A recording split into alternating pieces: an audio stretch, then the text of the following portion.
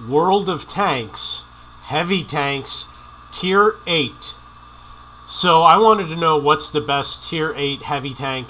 I've been playing Frontline, and this is how you play Frontline. It's over here. And it's important to have tanks with good penetration, good armor, etc. So I compared 20 tanks and I reviewed them, and it seems like the American heavies are the best choice. The Americans have really good turret armor. The Germans have good armor. The Japanese, the OHO, has good armor. I think that armor should be your number one consideration. And the reason why is because you can usually penetrate most tanks with gold rounds or with regular rounds. Although it is becoming more difficult, you need to rely on higher penetration more often. Okay. So we'll start with the M3Y. This is a Yo tank. This is an American Tech Tree Tier 8. I've been playing it. The penetration with gold rounds is 294, which is absolutely amazing. It's one of the highest in the game. It puts it with Tier 10 penetration, and the armor is also amazing. 279 for the turret and 178 for the lower plate. So it's really good. And the aim time 1.61, although that could be because of how I have it configured. So I definitely think the M3Y is one of the best Tier 8 heavy tanks in the tech tree. The T832, penetration is 252, which is okay. The turret is 298, which is amazing. Lower plate is 127, which is so-so. The Chrysler GF doesn't, the penetration with the gold rounds is 260, but the armor is only 254. The VK has good all-around armor, but the turret's only 230. The E75, 230. The Defender is 250, which is okay. The IS-3A is 249, which is okay.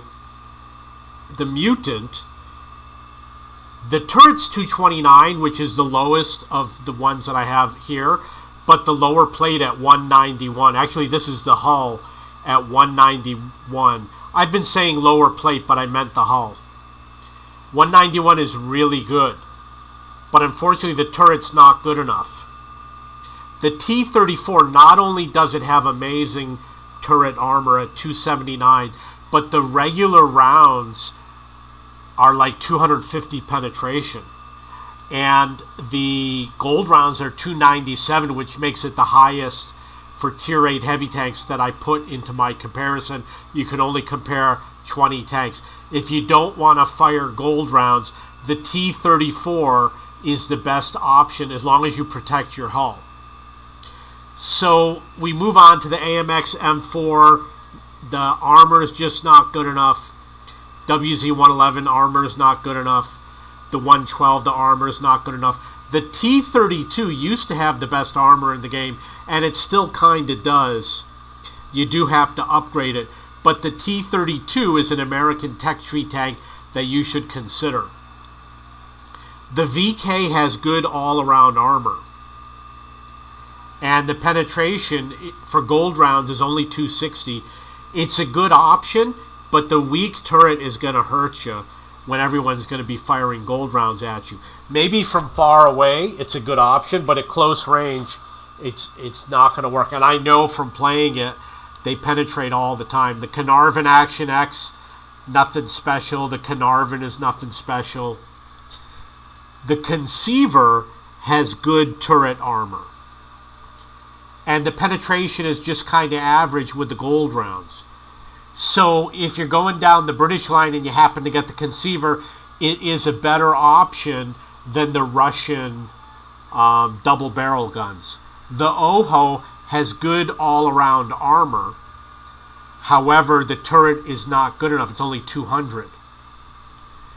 The Type 57 is only 260. The BZ-166 has the best turret armor at 300. And the gold rounds are 270. So here's the results. American heavies, all of them are a good choice. The BZ-166 is an excellent choice. Then you get into, I would say, the Conceiver.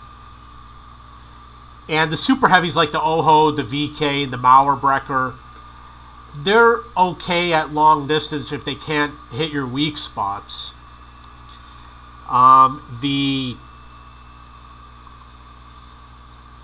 Russian autoloaders and double barrels, you know, the armor's not as good as some of the other vehicles.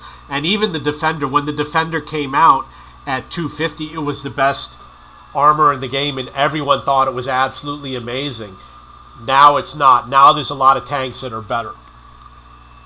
So my recommendation is you stick with American tanks and the BZ if you can get it. And I'm talking about the Tech Tree BZ. Okay, so that is my review. When you get into the other statistics, like the speed, you really compensate in the game. The speed's not important. What's important, number one, is the armor, and then number two is penetration. I'm going to look at the aim time. 1.61 is amazing. The VK is not so good. The E75 is not that great. I thought it was a much better aimer. The Defender's not that great. The T-34 does not have good aim time. But a lot of the American tanks do. In fact, the American tanks have the best aim time of any of the heavy tanks. It could be because I've got them configured to improve their aim time. Okay, so that is my review of the American of the heavy tanks. And I'm going to look at the damage. You see the VK and the Defender do the most damage. So you're just going to kind of get average damage from a lot of these vehicles. The BZ has a high average damage. So actually the BZ looks like it's a good option. I'm going to check the rate of fire. Oh, the rate of fire is actually very low. But it might be good in a game like Frontline because it's got the jet booster. And I haven't played it in Frontline yet. But with the jet booster, it might be a little bit more fun to get around a little bit faster. Okay, so that is my review. World of Tanks, heavy tanks, tier 8. Definitely go with American tanks. If you have any questions or comments, please post below.